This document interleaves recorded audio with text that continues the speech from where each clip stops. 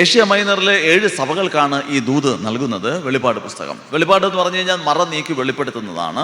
മറച്ചു വച്ചിരിക്കുന്നതിനെ ദൈവം വളരെ വ്യക്തമായിട്ട് തന്റെ മക്കൾക്ക് വെളിപ്പെടുത്തി കൊടുക്കുന്ന അനുഭവമാണ്, വെളിപ്പെടുത്തി കൊടുക്കുകയാണ് ചെയ്യുന്നത്. എന്താണ് ഈ വെളിപ്പാട് പുസ്തകത്തിന്റെ പ്രത്യേകതകൾ? പഴയ നിയമത്തിലെ പഴയ നിയമത്തിൽ ധാരാളം പ്രവചനങ്ങളുണ്ട്. ആ പ്രവചനങ്ങളെ പുതിയ നിയമത്തിൽ വെളിപ്പാട് പുസ്തകവുമായിട്ട് കണക്ട് ചെയ്താണ് പോകുന്നത്. വെളിപ്പാട് പുസ്തകമില്ല എങ്കിൽ നമുക്ക് പുതിയ നിയമമായിട്ട്, അല്ലെങ്കിൽ ഈ വെളിപ്പാട് പുസ്തകമില്ല എങ്കിൽ പഴയ നിയമ പ്രവചനങ്ങളുടെ പൂർത്തീകരണം കാണാനായിട്ട്, അനുഭവിക്കാനായിട്ട് സാധിക്കില്ല. അതിൻ്റെ ഒരു പൂർത്തീകരണം, കംപ്ലീഷൻ അവിടെ കാണുന്നത്. അപ്പോൾ അതിനെ കണക്ട് ചെയ്ത് അതിനെ കംപ്ലീഷനിലേക്ക് നയിക്കുകയാണ് ചെയ്യുന്നത്. അപ്പം അതുകൊണ്ട് വെളിപ്പാട് പുസ്തക പഠനം വളരെ പ്രധാനപ്പെട്ടതാണ്. പഴയ നിയമത്തിൻ്റെ പൂർത്തീകരണം എന്ന കണക്ഷൻ വെളിപ്പാട് പുസ്തകം നമ്മൾ കാണുന്നുണ്ട്. വീണ്ടും രണ്ടാമതായതിനെ കുറിച്ച് പറഞ്ഞിരിക്കുന്നത്, ഇത് ഭാഗ്യവാന്മാർ, ബ്ലസ്സഡ്, അനുഗ്രഹിക്കപ്പെട്ടവർ എന്ന പദവിയിലേക്ക് നയിക്കുകയാണ് ചെയ്യുന്നത്. 1-ാമത്തെ അധ്യായത്തിന്റെ 3-ാമത്തെ വാക്യത്തിൽ പറഞ്ഞിരിക്കുന്നുണ്ട്, വായിച്ച് കേൾപ്പിക്കുന്നവർ, കേൾക്കുന്നവർ, അതിൽ പറഞ്ഞിരിക്കുന്നത് പ്രമാണിക്കുന്നവർ, അനുഗ്രഹിക്കപ്പെട്ടവർ, ബ്ലസ്സഡ്, അനുഗ്രഹത്തിന്റെ അനുഭവങ്ങളിലേക്ക് പോവുകയാണ് ചെയ്യുന്നത്. ഈ പുസ്തകം വായിക്കുന്നതിലൂടെ, പഠിക്കുന്നതിലൂടെ, പഠിപ്പിക്കുന്നതിലൂടെ, അത് ഗ്രഹിക്കുന്നതിലൂടെ, ജീവിതത്തെ ഭാഗമാക്കി തീർക്കുന്നതിലൂടെ അത് അനുഗ്രഹങ്ങൾ ഉണ്ടാകുന്നു. അനുഗ്രഹത്തിന്റെ വാതിലുകൾ തുറക്കപ്പെടുന്നു. പുതിയ പുതിയ അനുഗ്രഹങ്ങൾ അനുഭവിച്ചുകൊണ്ട് മുന്നോട്ട് പോകാനായിട്ട് സാധിക്കുന്നു എന്നതാണ് ഇതിൻ്റെ ഒരു പ്രത്യേകത. പലരും നമ്മളൊക്കെ ജീവിതത്തിൽ നമ്മൾ ആഗ്രഹിക്കുന്ന ഒരു അനുഗ്രഹമാണ്, ദൈവികമായ അനുഗ്രഹം. അത് ശാരീരികമുള്ള സൗഖ്യമായിക്കൊള്ളട്ടെ, മാനസികമുള്ള സംഘർഷങ്ങൾ എന്നുള്ള വിടുതലായിക്കൊള്ളട്ടെ, ജീവിതയാത്രയിൽ ദൈവം നമ്മെ പടിപടിയായി ഉയർത്തുകയും അനുഗ്രഹിക്കുകയും ചെയ്യുന്ന എല്ലാവിധമായ അനുഗ്രഹങ്ങൾ നമ്മൾ ആഗ്രഹിക്കുന്നുണ്ട്. അത് ദൈവം നൽകുന്ന അനുഗ്രഹമാണെങ്കിൽ അത് നിലനിൽക്കുന്ന അനുഗ്രഹമാണ്, നിത്യസന്തോഷം നൽകുന്ന, നിത്യസമാധാനം നൽകുന്ന അനുഗ്രഹമാണ്. വേദപുസ്തകം നമ്മെ വളരെ വ്യക്തമായി പഠിപ്പിക്കുന്നു ദൈവത്തിൽ നിന്ന് എങ്ങനെ അനുഗ്രഹങ്ങൾ പ്രാപിക്കാമെന്നുള്ളത്.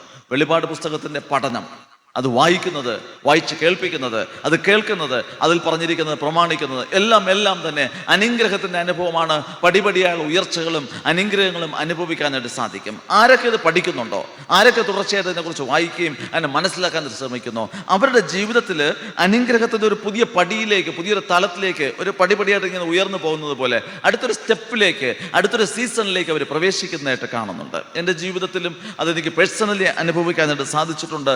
സഭകളുടെ ശുശ്രൂഷകളിൽ അത് അനുഭവിക്കാനായിട്ട് സാധിച്ചിട്ടുണ്ട്. നമ്മുടെ ജീവിതത്തിലും അത് ദൈവം നമുക്ക് ഒരുക്കിയിരിക്കുന്നു എന്ന് തിരിച്ചറിയുക. 3-ാമത്, ഈ വെളിപ്പാട് പുസ്തകത്തിന്റെ പഠനത്തിന്റെ പ്രത്യേകത, സ്പെഷ്യാലിറ്റി എന്താണെന്ന് ചോദിച്ചു കഴിഞ്ഞാൽ, ഈ പുസ്തകത്തിനകത്ത് സാത്താന്റെ അന്ത്യത്തെക്കുറിച്ച് പറഞ്ഞിരിക്കുന്ന പുസ്തകമാണ്. എല്ലാ തിന്മയുടെയും അന്ത്യത്തെക്കുറിച്ചാണ് പറഞ്ഞിരിക്കുന്നത്. നമ്മൾ നന്മ പ്രവർത്തിക്കാനായിട്ട് ആഗ്രഹിക്കുമ്പോഴും തിന്മ പ്രവൃത്തികൾ നമ്മുടെ അടുക്കലേക്ക് കടന്നു വരുന്നുണ്ട്. നല്ലത് ചിന്തിക്കുമ്പോഴും നല്ലത് ചെയ്യണമെന്ന് ആഗ്രഹിക്കുമ്പോഴും അതിന് തടസ്സമായി വ്യാപരിക്കുന്ന തിന്മയുടെ വ്യാപാരമുണ്ട്. അതിന്മേലുള്ള ഒരു വിജയത്തെക്കുറിച്ചാണ് പറഞ്ഞിരിക്കുന്നത്. എല്ലാ തിന്മയുടെയും അന്ത്യം വെളിപ്പാട് പുസ്തകം വളരെ വ്യക്തമായിട്ട് പഠിപ്പിക്കുന്നുണ്ട്. സാത്താന്റെ അന്ത്യത്തെക്കുറിച്ച് പറയുന്നുണ്ട്.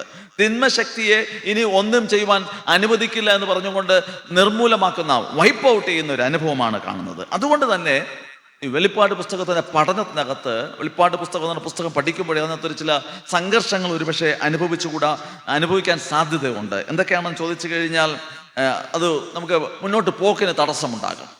പഠിക്കുവാൻ തടസ്സമുണ്ടാകും, പഠിപ്പിക്കുവാൻ തടസ്സമുണ്ടാകും, മനസ്സിലാക്കാൻ തടസ്സമുണ്ടാകും. ഇങ്ങനെ പലവിധമായുള്ള തടസ്സങ്ങൾ ഉണ്ടാകാറുണ്ട്. അതുകൊണ്ട് പ്രാർത്ഥിച്ച് ഒരുങ്ങി സമർപ്പണത്തോടുകൂടെ ദൈവസന്നിധിയിലുള്ള ഒരുക്കത്തോടും ദൈവത്തിന്റെ നിയോഗത്തോടും കൂടെയാണ് ഈ ശുശ്രൂഷയിൽ പങ്കായിത്തീരേണ്ടുന്നത്. ഇത് നാം മുന്നോട്ട് പോകരുത്. ഇതൊരു തന്ത്രമാണ്, സാറ്റാനിക് ഈവിൾ തന്ത്രമാണ്. പഠിക്കാതിരിക്കുവാൻ, അവന്റെ ദോഷത്തെക്കുറിച്ച്, അവന്റെ മേൽ, സാത്താന്റെ മേൽ സ്വർഗം നേടിയ വിജയത്തെക്കുറിച്ച്, ക്രൂശിലേശു നേടിയ വിജയത്തെക്കുറിച്ച്, അവന്റെ മേലുള്ള സകല തന്ത്രങ്ങളെ തകർത്തെറിഞ്ഞതിനെ കുറിച്ച് നമ്മെ പഠിപ്പിക്കുന്ന, തിന്മയുടെ മേലുള്ള ദൈവത്തിന്റെ നന്മയുടെ വിജയത്തെക്കുറിച്ച് പഠിപ്പിക്കുന്നതാണ്. അതുകൊണ്ട് വെളിപ്പാട് പുസ്തകത്തിന്റെ പഠനം വളരെ പ്രധാനപ്പെട്ടതാണ്. സാത്താന്റെ അന്ത്യത്തെക്കുറിച്ച് വളരെ വ്യക്തമായി നമ്മെ പഠിപ്പിക്കുകയാണ് ചെയ്യുന്നത്. മാത്രമല്ല, 4-ാമതായി പറഞ്ഞിരിക്കുന്നത്, എല്ലാ സഭകൾക്കും വേണ്ടി സാക്ഷിയാകുവാൻ വേണ്ടി എഴുതിയിരിക്കുന്ന ഒരു പുസ്തകമാണത്. എല്ലാ സഭകൾക്കും വേണ്ടി. ഈ ക്രിസ്തുവിന്റെ സഭ എന്ന് പറയുന്നത് ജീവന്റെ പുസ്തകത്തിൽ പേരെഴുതി കാണുന്ന ഒരു വലിയൊരു സമൂഹമാണ്. അതിൽ ഒരു ചെറിയൊരു കൂട്ടത്തെയല്ല ഉൾപ്പെടുത്തിയിരിക്കുന്നത്, സകലരും ഉൾപ്പെടുന്ന ഒരു വലിയൊരു വിശ്വാസി സമൂഹത്തെയാണ് സൂചിപ്പിക്കുന്നത്. അതുകൊണ്ട് ഒരു യൂണിവേഴ്സാലിറ്റി ഓഫ് ഗോസ്പൽ, സുവിശേഷത്തിന്റെ സാർവലൗകികത്വം, എല്ലാവരും ആരൊക്കെ യേശുവിൽ വിശ്വസിക്കുന്നുവോ, ആരൊക്കെ യേശുവിനെ സ്വന്തം രക്ഷകനായി സ്വീകരിക്കുന്നുവോ, അവരെല്ലാം തന്നെ ക്രിസ്തുവിന്റെ മണവാട്ടി സഭയുടെ പങ്കായി തീരുകയാണ് ചെയ്യുന്നത്. അതിന്റെ പാർട്ടായി തീരുവാൻ സകലർക്കും വേണ്ടി ഒരു സാക്ഷ്യത്തിന്റെ പുസ്തകമായിട്ടാണ് ഇത് നൽകിയിരിക്കുന്നത്. 5-ാമതായി, എന്തുകൊണ്ട് വെളിപ്പാട് പുസ്തകം പഠിക്കണം, അതിന്റെ പ്രത്യേകത എന്താണെന്ന് ചോദിച്ചു കഴിഞ്ഞാൽ, കഴിഞ്ഞാൽ ഈ പുസ്തകത്തിന്റെ എഴുത്തിനെ കുറിച്ച് പറയുന്നത്, ഇപ്പോൾ വെളിപ്പാട് പുസ്തകത്തിന്റെ 1-ാം അധ്യായത്തിൽ വായിക്കുമ്പോൾ തന്നെ 1-ാം അധ്യായത്തിന്റെ 1-ാമത്തെ വാക്യം വായിച്ചിങ്ങനെ വരുമ്പോഴേക്കും അവിടെ പറഞ്ഞിരിക്കുന്നുണ്ട് 4 പേരാണ് ഈ പുസ്തകത്തിന്റെ ഈ എഴുത്തിന്റെ പ്രോസസ്സിൽ ഇടപെട്ടതായിട്ട് കാണുന്നുണ്ട്. ഈ പുസ്തകത്തിന്റെ എഴുത്തിൽ ദൈവം യേശുവിന് കൊടുക്കുന്നു, യേശു തന്റെ ദൂതൻ മുഖാന്തരം ദൂതനിലൂടെ കൊടുക്കുന്നു, ദൂതൻ മുഖാന്തരം അത് യോഹന്നാനെ അറിയിക്കുകയാണ് ചെയ്യുന്നത്. ദൈവത്തിന്റെ വലിയൊരു ഇടപെടൽ തുടർന്ന് യേശുവിന്റെ പുത്രനായ ക്രിസ്തുവിലേക്ക് ലഭ്യമായി തീർന്നു. ക്രിസ്തു ദൂതൻ മുഖേന അത് യോഹന്നാൻ അപ്പോസ്തലന് നൽകുകയാണ് ചെയ്യുന്നത്.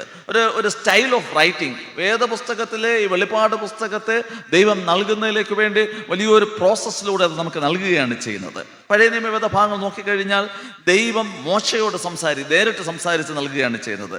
വീണ്ടും ദൈവം ദൂതൻ മുഖേന ദാനിയേലിന് ദൂത് നൽകുന്നതായിട്ട് കാണുന്നുണ്ട്. പുതിയ നിയമത്തിലേക്ക് വരുമ്പോഴേക്കും അപ്പോസ്തലനായ പൗലോസ് പറയുന്നത് കർത്താവിൽ നിന്ന് ദൂത് പ്രാപിച്ചു എന്നാണ് പറഞ്ഞിരിക്കുന്നത്. എന്നാൽ ഈ ഭാഗത്തെക്കുറിച്ച് പറഞ്ഞിരിക്കുന്നത് സ്വർഗ്ഗത്തിലെ ദൈവം പുത്രനായ ക്രിസ്തുവിന് നൽകുകയും പുത്രനായ ക്രിസ്തുവിലൂടെ അത് ദൂതൻ ലഭ്യമായി തീർന്നു, ദൂതൻ മുഖാന്തരം അത് അപ്പോസ്തലനായ യോഹന്നാന് ലഭ്യമായി തീരുകയും ഇത് ഞാനും നിങ്ങളും ഇന്ന് വായിക്കുകയും മനസ്സിലാക്കുകയും ചെയ്യുന്നു. ഇത് ഈ വെളിപ്പാട് പുസ്തകത്തെ കുറിച്ച് പഠിക്കുമ്പോൾ ദാനിയേൽ പ്രവചന പുസ്തകത്തിനകത്ത് പറയുന്നത് ബുദ്ധിമാന്മാർ ദൈവത്തിന് മറച്ചു വയ്ക്കുക എന്ന് പറയുന്നത് ദൈവത്തിൻ്റെ ഒരു പ്രത്യേകതയാണ്. ഇങ്ങനെ കാര്യങ്ങൾ മറച്ചു വയ്ക്കുക എന്ന് പറയുന്നത് അതൊരു ദൈവത്തിൻ്റെ പ്രത്യേകതയാണ്, ദൈവത്തിൻ്റെ മക്കളുടെ പ്രത്യേകതയാണ്, ബുദ്ധിമാന്മാരുടെ പ്രത്യേകതയാണ് അതിനെ അന്വേഷിച്ച് കണ്ടെത്തുക എന്നുള്ളത്. നമ്മളത് അന്വേഷിക്കുമ്പോഴേക്കും ദൈവം മറ നീക്കി നമുക്ക് വെളിപ്പെടുത്തി തരും.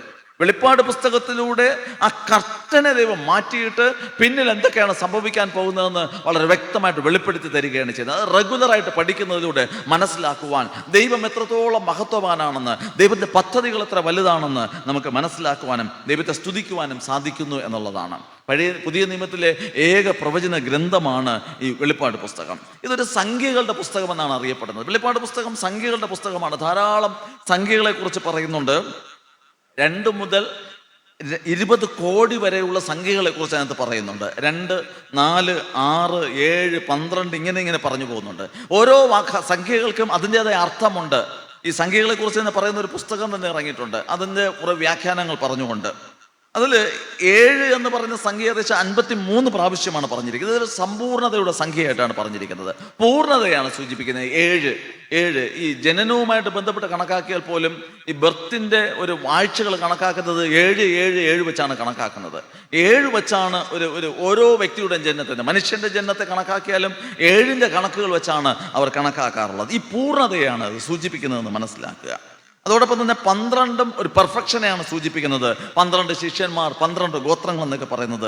4 ജീവികളെ കുറിച്ച് പറയുന്നുണ്ട്, 4 ദൂതന്മാരെ കുറിച്ച് പറയുന്നുണ്ട്, 4 ദിക്കുകളെ കുറിച്ച് പറയുന്നുണ്ട്. ഇങ്ങനെ വേദപുസ്തകത്തിലെ വെളിപ്പാട് പുസ്തകം ധാരാളം സംഖ്യകളെ കുറിച്ച് പറയുന്നുണ്ട്.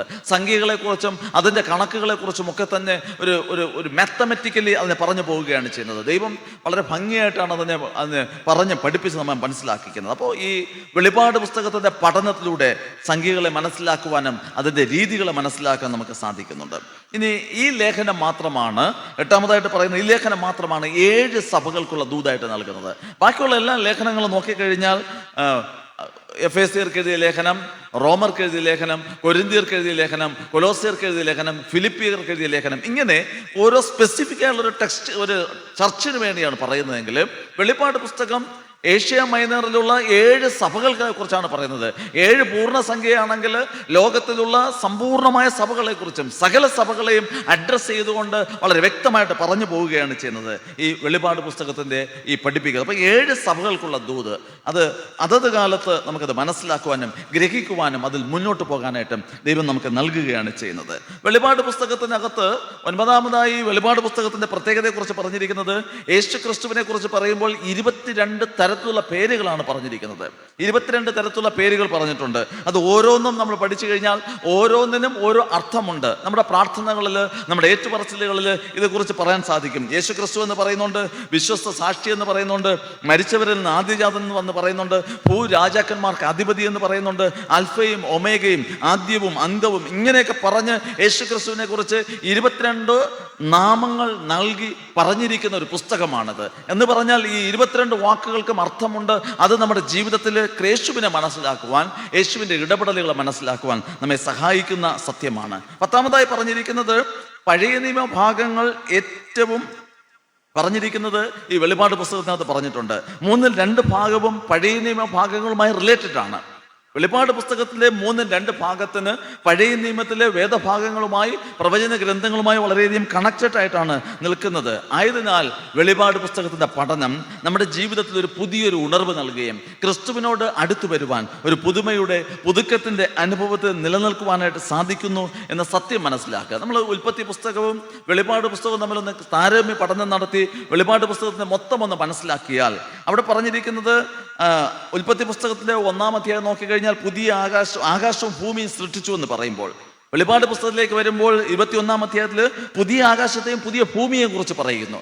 ഒരു പുതിയ ആകാശം, പുതിയ ഭൂമി, പഴയത് കഴിഞ്ഞുപോയി ഒരു റെനോവേഷൻ ചെയ്യപ്പെടുന്ന അല്ലെങ്കിൽ പുതുക്കപ്പെടുന്ന ഒരു പുതിയ അനുഭവത്തിലേക്ക് മാറ്റപ്പെടുകയാണ് ചെയ്യുന്നത്. ഇന്ന് കാണുന്ന പാപത്താൽ പങ്കിലമായ അല്ലെങ്കിൽ പാപത്താൽ കളങ്കിതമായ ഈ ലോകത്തെ പരിപൂർണമായി മാറ്റുകയാണ് ചെയ്യുന്നത്. നമുക്കറിയാമോ, ദൈവം സൃഷ്ടിച്ച ഭൂമിയുടെ ക്രമം മാറ്റപ്പെട്ടിരിക്കുകയാണ് ചെയ്യുന്നത്. അനുനിമിഷം ഇതിന് ഭൂമിക്ക് തന്നെ മാറ്റം സംഭവിച്ചുകൊണ്ടിരിക്കുന്നു. പാപം ഈ ലോകത്തിലേക്ക് കടന്നു വന്നപ്പോഴേക്കും മനുഷ്യൻ സ്നേഹിക്കുന്നതിന് പകരം എതിർക്കുവാൻ തുടങ്ങി, പരസ്പരം വിദ്വേഷത്തിലേക്കും കലഹത്തിലേക്കും പോകുവാനായിട്ട് തുടങ്ങുകയാണ് ചെയ്യുന്നത്. അതുകൊണ്ട് തന്നെ ദൈവം പുതിയ ആകാശത്തെയും പുതിയ ഭൂമിയെയും ഒക്കെ തന്നെ സൃഷ്ടിക്കുകയാണ് ചെയ്യുന്നത്. അപ്പോൾ പുതുക്കം പ്രാപിക്കുന്ന ഒരു ന്യൂനെസ് ഉണ്ടാകുന്നത് വെളിപാട് പുസ്തകത്തിൽ കാണുന്നുണ്ട്. അതോടൊപ്പം തന്നെ വെളിപാട് പുസ്തകത്തിൽ വെള്ളത്തിൻ്റെ കൂട്ടത്തിന് സമുദ്രം എന്ന് പേരിട്ടുവെങ്കിൽ ഇനി വെളിപാട് പുസ്തകം പഠിപ്പിക്കുമ്പോൾ അവിടെ പറയുന്നത് സമുദ്രം ഇനിയില്ല, സമുദ്രമില്ലാത്ത അവസ്ഥയാണ്. ഇരുട്ടിന് രാത്രി എന്ന് പേരിട്ടുവെങ്കിൽ വെളിപാട് പുസ്തകത്തിലേക്ക് പറയുന്നത് പുതിയ ആകാശം പുതിയ ഭൂമി ദൈവത്തിൻ്റെ പുതുക്കം പ്രാപിച്ച അനുഭവത്തിൽ ഇനി രാത്രി ഉണ്ടാകുകയില്ല എന്നുള്ളതാണ്. 2 വലിയ വെളിച്ചങ്ങളെ ദൈവം ഉണ്ടാക്കിയെങ്കിൽ സൂര്യനും ചന്ദ്രനും ആവശ്യമില്ല. കാരണം പിതാവായ ദൈവത്തിൻ്റെ വെളിച്ചത്തിലാണ് നമ്മൾ നടക്കുക എന്നത്. ജീവന്റെ വൃക്ഷത്തിൻ്റെ അറിവിൻ്റെ വൃക്ഷത്തിൻ്റെ ഫലം തിന്നുന്ന നാളിൽ നീ മരിക്കും, ജീവന്റെ പ്രശ്നം അത് പറഞ്ഞുവെങ്കിൽ ഇവിടെ ഇനി മരണം ഉണ്ടാകുകയില്ല എന്നാണ് പറഞ്ഞിരിക്കുന്നത്. ഇങ്ങനെ വളരെ സന്തോഷത്തിൻ്റെ സമാധാനത്തിൻ്റെ പുതുമയുടെ അനുഭവത്തിലേക്ക് വെളിപാട് പുസ്തകം നയിക്കുകയാണ് ചെയ്യുന്നത്. ആ ഒരു പ്രത്യാശയാണ് നമ്മുടെ ജീവിതം നൽകുന്നത്. വേദനയോടുകൂടെ പ്രസവിക്കുമെന്നും നീ അധ്വാനിക്കുന്നതിൽ വിയർപ്പുണ്ടാകുമെന്നും വേദന ഉണ്ടാകുമെന്നുള്ള ശാപത്തിൻ്റെ വാക്കുകളുണ്ട് എങ്കിൽ ഇനി 21 വെളിപാട് ഉൽപ്പത്തി പുസ്തകം 3:16 പറഞ്ഞുവെങ്കിൽ വെളിപാട് പുസ്തകം 21:14 പറഞ്ഞിരിക്കുന്നത് കണ്ണുനീരെല്ലാം തുടച്ചു കളയും. ഭൂമി ശപിക്കപ്പെട്ടിരിക്കുന്നത് പഴയത് ഉൽപ്പത്തി പുസ്തകത്തിലുണ്ട് എങ്കിൽ വെളിപ്പാട് പുസ്തകത്തിൽ ഇനി യാതൊരു ശാപവും ഉണ്ടാകുകയില്ല എന്ന് 22:3 പറയുകയാണ് ചെയ്യുന്നത്. സാത്താൻ മനുഷ്യവർഗത്തിൻ്റെ വഞ്ചകനായിട്ടുണ്ടായിരുന്നുവെങ്കിൽ സാത്താനെ എന്നേക്കുമായി നശിപ്പിക്കുന്ന മാറ്റി കഴിയുന്ന അനുഭവമാണ് കാണുന്നത്. വീണ്ടും ഭൂമിയെ പൊക്കത്താൽ അല്ലെങ്കിൽ വെള്ളം കൊണ്ട് അതിനെ നശിപ്പിച്ചു ശിക്ഷിച്ചു എങ്കിൽ ഭൂമിയെ ദൈവം ഏറ്റവും അവസാനത്തിൽ തീ കൊണ്ട് ശുദ്ധീകരിക്കുകയാണ് ചെയ്യുന്നത്. പ്രിയമുള്ളവരെ, വെളിപാട് പുസ്തകത്തിൻ്റെ പഠനം ഇനി വരാൻ പോകുന്ന പുതിയ ആകാശത്തിൻ്റെ പുതിയ ഭൂമിയുടെ അനുഭവം. സ്വർഗ്ഗത്തിലെ ദൈവം രാജാതിരാജാവും കർത്താവുമായി തൻ്റെ പുത്രനായ ക്രിസ്തുവിനെ ഭൂമിയിലേക്ക് വാഴിക്കുമ്പോൾ ഈ ഭൂമിയുടെ ഭരണം ഏറ്റെടുത്ത് നടത്തിയതിനു ശേഷം തുടർന്ന് എന്താണ് സംഭവിക്കാൻ പോകുന്നത്, യേശുവിൽ വിശ്വസിക്കുന്ന ഞാനും നിങ്ങളും എന്താണ് നമുക്കുള്ള പദവി എന്നതിനെക്കുറിച്ച്, ദൈവം നൽകുന്ന കിരീടങ്ങളെക്കുറിച്ച്, ദൈവം നൽകിയിരിക്കുന്ന അവകാശങ്ങളെക്കുറിച്ച് സർവ്വത ദൈവസന്നിധിയിൽ സ്തുതിക്കുക മാത്രമല്ല നമ്മൾ രാജാക്കന്മാരെ പോലെ ഗോളങ്ങളെ ഭരിക്കുന്ന ഒരു ഉത്തരവാദിത്വം കൂടെ ഉണ്ട് എന്ന് വെളിപാട് പുസ്തകം മാത്രമല്ല വളരെ വ്യക്തമായിട്ട് അപ്പോസ്തലനായ പൗലോസ് നമ്മെ പഠിപ്പിക്കുന്നുണ്ട്. അതിനു വേണ്ടിയുള്ള ഒരുക്കമാണ് നമ്മൾ ചെയ്യുന്നത്. നമ്മളെ തന്നെ ഒരുക്കുവാൻ വെളിപാട് പുസ്തകം നമ്മൾ തുടർച്ചയായിട്ട് പഠിക്കുന്നതിലൂടെ കർത്താവ് നമുക്ക് നൽകുന്ന ദൂത് എന്താണെന്ന് ചോദിച്ചു കഴിഞ്ഞാൽ നമ്മെ തന്നെ ഒരുക്കുവാൻ ദൈവത്തിൻ്റെ പദ്ധതികൾ ഇന്നതൊക്കെയാണ്. ഈ മനുഷ്യനെക്കുറിച്ച്, എന്നെക്കുറിച്ച്, നിങ്ങളെക്കുറിച്ച് ദൈവത്തെ സഭയായി വിളിച്ചു വേർതിരിച്ച് ആലയത്തിനകത്ത് കൊണ്ടുവന്ന് ഒരു സമൂഹമായി കൂട്ടിച്ചേർക്കുമ്പോൾ വെറുതെ വിളിച്ച് വേർതിരിക്കുകയല്ല, ദൈവത്തിന് ഒരു മാസ്റ്റർ പ്ലാൻ ഉണ്ടെന്നാണ് പറയുന്നത്. ആ മാസ്റ്റർ പ്ലാനിൽ ഞാനും നിങ്ങളും അറിയാതെ പോകരുത്, അറിഞ്ഞ് അതിനു വേണ്ടി ഒരുങ്ങണം. കർത്താവെ, ആ പദ്ധതിയിൽ എന്നെ ഉൾപ്പെടുത്തണമേ എന്നുള്ള സമർപ്പണത്തോടും പ്രാർത്ഥനയോടും ഉണ്ടായിരിക്കാം. ഈ പുസ്തക പഠനം തുടർച്ചയായി പഠിക്കുമ്പോൾ ദൈവം നമ്മോട് സംസാരിക്കും, നമ്മുടെ കണ്ണുകളെ തുറക്കും, നമ്മുടെ ജീവിതത്തിൽ ഒരു പ്രത്യാശ ഉണ്ടാകും. ഈ ലോകത്തിൽ മാത്രമല്ല, വരുന്ന ലോകത്തിലും ഈ വരുവാനുള്ള ലോകത്തിലും പ്രത്യാശ വെച്ചുകൊണ്ട് നിത്യജീവൻ അവകാശിയെ തീരുന്നുകൊണ്ട് ക്രിസ്തുവിനോടൊപ്പം നിത്യകാലം വാസം ചെയ്യണമെന്നുള്ള ഒരു തീവ്രമായ ആഗ്രഹം എൻ്റെയും നിങ്ങളുടെ ഉള്ളിലുണ്ടാകും. ആ ആഗ്രഹം ഈ ലോകത്തെ ജയിക്കുന്ന വിശ്വാസത്തിന് കാരണമായി തീരുകയും ദൈവകൃപയിൽ ആശ്രയിച്ചുകൊണ്ട് മുന്നോട്ട് പോകാനായിട്ടും സാധിക്കും. അതിന് സ്വർഗ്ഗത്തിലെ ദൈവം നമ്മെ ഓരോരുത്തരെയും സഹായിക്കുമാറാകട്ടെ. ആമേൻ.